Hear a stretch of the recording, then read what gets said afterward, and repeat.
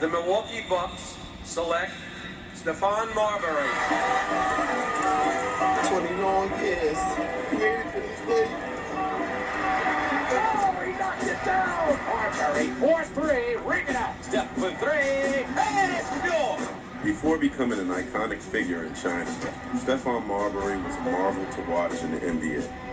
Drafted in 1996, the Coney Island native was dynamic. Here's Marbury on the drive.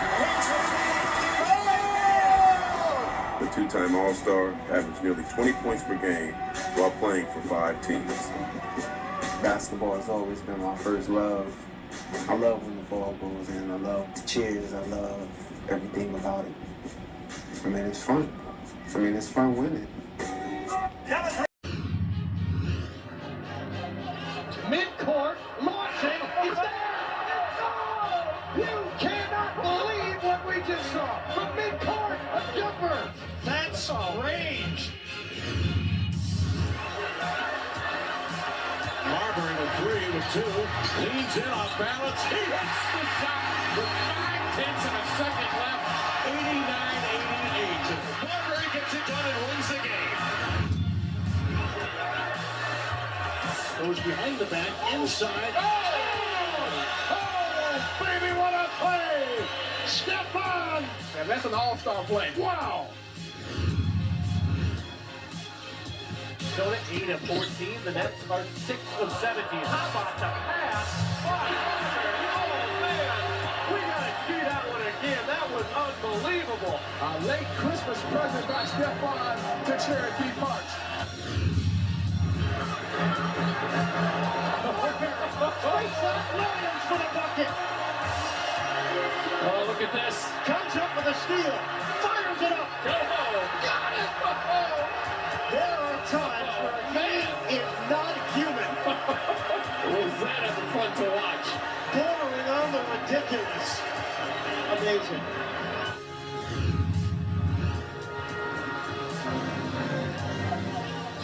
Marbury on a crossover to the rim. Wild shot! Circus delivery for Marbury. How about avoiding Shaquille O'Neal at the end of that play? Wonderfully done.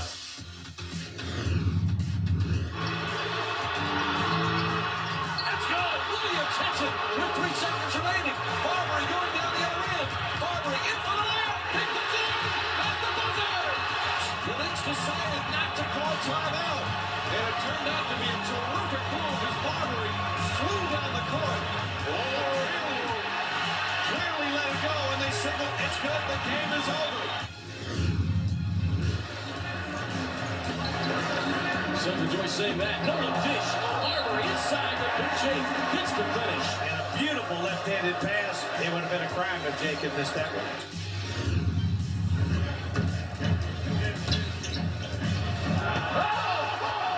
Get away! You've got to be kidding me! What was that? Great move by Jackson. That's from another planet, though. The elevation by Marbury, and we are watching an all-star. He missed. Robinson tips it. Marbury has it. Here's Marbury on the drive. He's a three. Oh, man, can you believe it? Stephon Marbury comes out with the runner at the buzzer, and the Phoenix Suns have shot San Antonio. He goes on to Lincoln High School, and he averages 27.4 points per game and 8.3 assists. Great feat by Marbury. He was also featured in Darryl Frey's book, The Last Shot, where it details his early careers in the Lincoln High School, his first season, his early months. So make sure you guys read that if you get a chance. It's a dope book. I read it myself when I was a teenager, and I got to know Marbury a little bit more in his teen years before he ended up going to college. And he also played for a renowned AAU team where my hometown is from the Bronx, and he played for Gauchos, man. And guys don't know Gauchos. Gauchos breeds winners and breeds basketball, future NBA and college basketball players. And a lot of New York legends have played with the Gauchos, and it's pretty dope that Marbury actually did that as well. So when Marbury's high school career concluded, he was a top 5 recruit across the state. He was recruited by Bobby Cremins of Georgia Tech, where he would later commit to them. And he would take over at point guard for another future NBA player, and Travis Best, and who played with the Indiana Pacers and a few other teams. If you guys don't know who Travis Best is. And he goes on to basically turn that team into a powerhouse where they would fall to the Cincinnati Bearcats in the semifinals of the NCAA tournament. But Marbury was lights out. He played alongside two other future NBA players, Matt Harpring and Drew Barry, who also made it to the league. He would take All-American third-team honors and a slew of other conference honors. He led them with an 18.9 and 4.5 assists he finished with before he declared for the 96 NBA draft, where he would be going to be drafted by the Milwaukee Bucks. And then, boom, fate will have it, he gets traded for another great, Ray Allen, for a first-round pick in exchange for Stephon Marbury going to Minnesota. So Marbury would take Minnesota by the years, man. I mean, he played along another side, another all-time great, Kevin Garnett, who I will be doing a tribute for soon too. And those two played together. They just had an infinite amount of chemistry. They actually made the playoffs. He goes on to average 15.8 points and 7.8 assists a game alongside second-year man Kevin Garnett. And in that time, he took him to the playoffs in 1997-98, made all-rookie first team. And he actually had 28 points against the Houston Rockets, which was a team high in Game 1, unfortunately, in that loss in the playoffs against Houston. But Marbury was lights out in the playoff series. He was just hooping. Unfortunately, the pairing wouldn't last long in Minnesota. His agent, David Falk, then asked him for a trade because he wanted to be closer to home. They ended up granting Marbury his wishes, and they sent him to New Jersey Nets. In exchange, Terrell Brandon went to Minnesota, and Sam Cassell went to Milwaukee. And that trade put him closer to home. And Marbury was ecstatic to be closer to New York, his family. He would be able to build his brand, his empire. And he was ecstatic about playing for the New Jersey Nets. In his Nets tenure, unfortunately, they didn't make the playoffs, but he does hold history with the first 50-point, 20-assist game and the first 20-20. If you guys don't know what the 20-20 is, it's when you score 20 points and 20 assists, and he held that record. He also finished with the team record with 8 assists with 100 games played minimum. Unfortunately, they didn't make the playoffs with the Nets. He goes on to get traded to the Phoenix Suns for another great Jason Kidd. And he goes to the Suns with a team that has two talented young players in Sean Marion, the Matrix, and Amari Stoudemire, Stat, in his early years. He goes on to make his second All-Star team, third All-NBA team. Unfortunately, they lost to the Spurs in the first round, but there was very vividly one game that I remember that he caught the ball off a miss, takes it up the length of the court, and chucks it and makes a game-winning shot. And I played that clip in the beginning of this video. If you guys didn't miss it, check that one out. I remember that. I was screaming out my lungs because, like, me as being like this big Marbury guy since watching him in high school, I genuinely enjoyed that, man. I was jumping up and down like if I was rooting for the Knicks, man. But just the basketball connoisseur in me and the basketball fan in itself for the love of the game, and watching Marbury come up in gauchos and to do that in the playoffs on the big screen on a big platform, I was in awe of it, man. I loved it, man. Seeing him, jump up and down, being serenaded by his teammates, I just thought it was just a cool feat. He goes on to be traded to my hometown team, the New York Knicks. And I really remember that, man. I was playing at the PAL that day, and then a lot of my friends were Knicks fans, and they told me that Marbury got traded to the Knicks. Man, I was ecstatic, man. I was like, yo, this is like a dream come true, watching one of my favorite players play for his hometown team. And I always knew that Marbury was if you guys don't know, Marbury, before he came to the Knicks, he was a lifelong diehard Knicks fan. And he was ecstatic to be back home. He was so happy, to be back home with his family and friends, where he grew up at, where he grew the love of the game at. And if you guys don't know, Marbury comes from a basketball family. That a slew of his family members played in college. One of his cousins made the NBA, Sebastian Telfair. If you guys don't know who he is, he was a good basketball player himself, a good role player. He just comes from a basketball family. So to come back home to New York City, which is like the mecca of basketball. To see him do that and to see him be ecstatic for it, I was happy for him. He plays for Team USA, where they take a bronze medal. And a lot of people don't notice he actually scored the most points for Team USA in history with 31 points, but it was later broken by Carmelo Anthony, which is my guy, Carmelo. But we'll talk about Carmelo another day.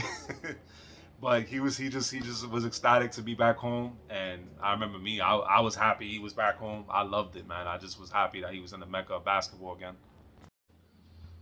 And the thing about that, the only thing that hurt me about those trades is that it saw one of my players, and I know he wasn't like a really big like name on the team, but Charlie Ward was sent away in that trade. Also Antonio McDyess, who didn't pan out for us due to injuries, and we ended up getting Marbury and Penny Hardaway. And Penny Hardaway was my guy too, so that was like a good filler.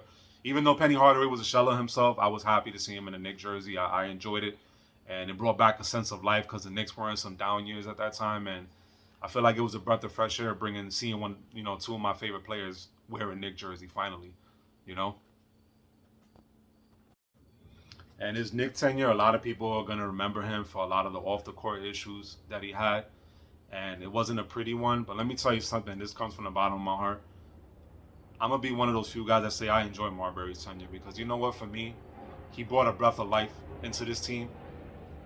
He was just a guy that, unfortunately, his New York tenure wasn't something that was. It was a lot of off the court issues with the media. They had actually dubbed him basically like the villain, as far as like when it comes to sports with the media, because he bumped a lot of heads with them and a lot of issues with Larry Brown. Didn't see eye to eye a lot of times, and Isaiah Thomas had a lot of run-ins with him. And one in particular issue with Mike D'Antoni, when they brought in Chris Duhon, they basically shelled Marbury after that, and I wasn't a fan of it. I was really upset at the time because I didn't think Duhon deserved that role. I think Marbury was a starting caliber point guard, and he was a phenomenal. To me, he was a good point guard at that time. To me, it was a down year for us, and I remember just watching games just specifically to watch Marbury play because the Knicks weren't. I remember when Isaiah Thomas took over when Larry Brown. They eventually let go of Larry Brown due to the issues that him and Marbury were having, a lot of other stuff that was going on between the team. They moved on with Isaiah Thomas, and that move was perceived as a bad move, and a lot of people weren't happy about it. I was one of them that wasn't happy about it. And he ended up having a lot of feuds with Isaiah Thomas and a lot of off-the-court stuff, a lot of scandals. And eventually they let go of Isaiah Thomas. They brought in Mike D'Antoni, and Mike D'Antoni wanted to run a different type of system. And Marbury was basically shelled for Chris Duhon, which I was definitely not a fan of. I felt like he got blackballed by the Knicks. I wasn't a fan of that. I feel like that's what triggered his mental health. And you guys don't know me. I'm an advocate for mental health because I suffer from ADHD myself. And to see Marbury go through that, it was painful watching him on the end of the bench. And you could tell the guy just genuinely wanted to play, and they just didn't play him. Eventually, the Knicks ended up buying him out. And there was just one play in particular that it struck an accordion to me because it was a play against Utah, and they brought the same thing he did in the playoffs with Phoenix. They brought the ball the length of the court, and he hits the game winner. And the Knicks didn't call a timeout, so it's kind of like a history repeat itself thing, man. But the Knicks tenure didn't end well, and it went with Marbury actually being released by the team. He ended up having one more stint with the Celtics, and his first career game, he put up 8 points, and I believe he had like 3 assists. And eventually, the season ended, and the Celtics offered him a vet minimum, which I thought was a slap in the face. Because I still think Marbury had a lot in the tank, man. To be honest with you, but Marbury was basically took that as an insult. He didn't take it, and decided to basically just take a break from basketball for a bit. Marbury goes on to finish his career as a 2-time All-Star, 2-time All-NBA third team, and finished as Minnesota Timberwolves all-time assist leader, assist per game leader at 8.3 per game. As he took a break away from basketball, tragedy would strike Marbury. He would lose his dad, and that basically spiraled him, and he also lost a basketball mentor and a slew of other people close to him, and it sent Marbury into a Great Depression. Actually had suicidal thoughts, And there was a time where Marbury had uploaded a YouTube video, and a lot of people I remember were making fun of him, and I wasn't one of those guys doing it, because I know what mental health does to people, as I suffer from it at times myself, especially in my younger years. He was basically in a depression. He wouldn't get out of bed. He would eat Fruity Pebbles all day. And one time his wife had to tell him, like, basically he has to get up and do something. He has to get out of his funk. And fatal what happened, he was signed to the Chinese Basketball Association. So as soon as he hops off the airplane, he doesn't expect it, but he is mob. Like he's a celebrity out there, like Michael Jordan, or he was surprised by it. Like you could tell Marbury just soaked it all in, and he just he took it in. Just a new change that helped him. It seemed like it opened up, and that brought the love of the game back to Stephon Marbury. He will go on to play in the Chinese Basketball Association, where he would average 22.9 and 8.9 assists per game. They'd missed the playoffs, but he was signed the following season with the Beijing Dunks. And that's where his dynasty started, man. He took the Ducks to their first ever Chinese Basketball Association championship. And outside, at the MasterCard Center, they actually unveiled a statue of Stephon Marbury. And Marbury was ecstatic because for him to basically be the Michael Jordan of the Chinese Basketball Association, and the game was expanding globally, been expanding globally at that time, but I think it just broadened the horizons of the game. And he also credits the Chinese culture for them having so much love and compassion for him. He says that he loves Chinese faith because it breeds compassion, love, and care for others. And that's what opened him up and put him into a better place and took him out of his spiral of depression and suicidal thoughts. And for him to win that title, and then for him to walk out. And if you guys haven't seen that statue is beautiful, man. It's something to behold. And I watched the interview with it. I watched them as they talked about statue and everything, and you could tell he holds it dear to his heart. And the Chinese people love him. They treat him like he's Michael Jordan. And it just goes to show you how great of a person he turned out to be. It changed his mindset. It changed him, and it took him out of a dark place. And this is something that I'm all for. I just love what he did out there with basketball. I really appreciate it. He goes on to win another title the following season after he made MVP honors for the CBA Basketball Association, and wins another title and wins MVP of the finals for CBA, Chinese Basketball Association. He took a break from the game in 2017, and in the following season played one more year with the Fly Dragons of Beijing, where he would conclude his Chinese basketball career. He's also got a documentary out called A Kid from Coney Island. If you guys haven't checked that out, it's a phenomenal autobiography of Stephon Marbury. I encourage you guys to see that. And he was also featured on the Showtime NYC Point Guards, and it features Mark Jackson, Kenny Anderson, all the NYC point guards that have come through and graced the hardwood. So you guys need to check that out. He's become just a model citizen on and off the court. Recently, God has said he's one of the best point guards ever, and honestly, I think he's up there. And just the NBA is not gonna really recognize him because of all the on-court issues and off-the-court issues. But real ones know that Marbury was one of the best point guards to ever touch that hardwood, and I'm one of them to vouch for that. If it was up to me, I would vote him in the Hall of Fame, in my opinion, because he did a lot of great things on the court, man. Not to mention off the court, and he's rebranded himself and become such a better person, such a better player. And he's a great coach in China right now, and he's doing a lot of great things out there. And I got to tip my hat off to Marbury, man. Appreciate you. So that's going to conclude Gold School Retro episode 14. Thank you guys for tuning in. You guys can follow me on Spotify, and you can follow me on YouTube. Subscribe if you haven't done so. And you can also follow me on Twitter at AriHoops84. Thank you guys for tuning in. Appreciate you. This goes for Stephon Marbury. One love.